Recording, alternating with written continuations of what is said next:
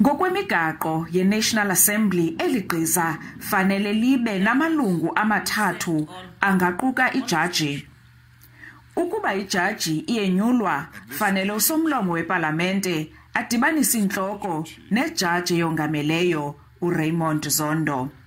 Lo mcimbi uphakanyiswa yi-ATM mawuke uyophononongwa ligqiza elizimeleyo lencuba buchopho zelilizwe khona ukuze kubonwe into yoba ingaba ufanelekile na ezizithyolo bazibekayo ingaba zinesihlahla na. Iqela le-DA lithi likhetha ikomiti yethutyana kuba yona ibiza kukwazi ukungena nzulu kwinto eyenzeke kwifama kamongameli Ramaphosa iphalaphala. We are of the belief that an ad hoc committee would give us the required evidence that is needed for this Section 89 inquiry to be able to be effective. Iqela le-ATM lona lithi kudala likulindele oku.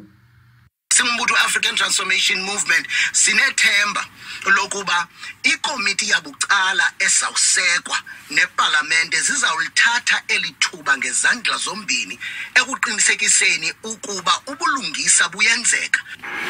The United Democratic Movement welcomes the decision by the Speaker to allow for further investigation on President Ramaphosa.